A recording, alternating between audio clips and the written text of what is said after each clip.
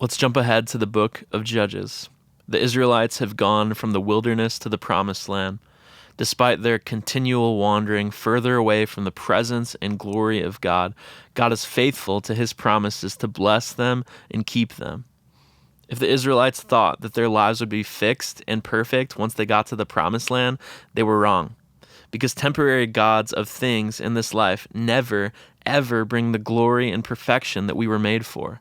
In the promised land, the Israelites are evil and disobedient, and so God appoints judges over the people. These judges were a combination of a spiritual and political leader, not ruling like a king, but more of a spokesperson for their actual king, God. The problem is that even these judges were broken mirrors. And the tagline for the book of Judges is everyone did what was right in their own eyes, the judges included. So let's take a few moments to look at the story of one of these judges, a man named Samson. The story of this broken mirror, Samson, is much like many of our stories, that we try and repair our shattered hearts and search for the meaning of life in relationships. Samson was a man who was exceptionally strong and gifted to be used by God, but instead of finding his purpose and living for the glory of God, he looked for glory in romantic relationships. Early in Samson's life, the Bible says he saw one of the daughters of the Israelites' enemies and said, "Get her for me as my wife." But his father and mother said to him, "Is there not a woman among the daughters of your relatives or among all our people that you must go to take a wife from our enemies?" But Samson said to his father, "Get her for me, for she is right in my eyes." Samson marries this woman even though she doesn't live for God. Samson makes a bet with his wife's people, the Philistines, that they can't solve a riddle. And she tries to manipulate him so that he'll lose and ultimately die. The Bible says she pressed him and begged him to tell her the answer to the riddle for 7 days, and he finally did. He barely escapes death, and because he ran for his life, his wife goes and hooks up and abandons him for his best friend, the best man at their wedding. Is this far from our stories?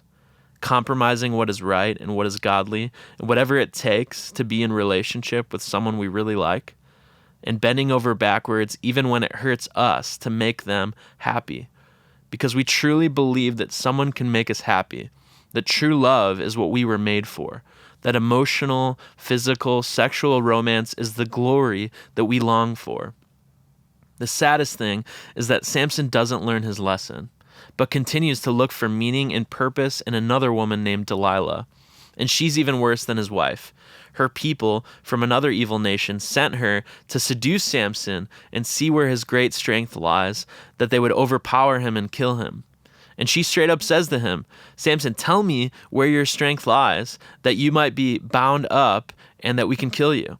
And he tries to trick her a few times, telling her wrong ways, but eventually, because his God is the way a relationship makes him feel, the sex, the feeling of being wanted, the fear of being alone, he tells her that his strength lies in his hair. And she cuts it off, and her people kill Samson. Broken mirrors look to fix the brokenness with a relationship as God. But a relationship with another broken mirror will never reflect glory and will never make us whole. When we make another person our God, we just reflect our brokenness and our sin onto one another until we're left hurt, alone, ashamed, and apart from God, just like Samson.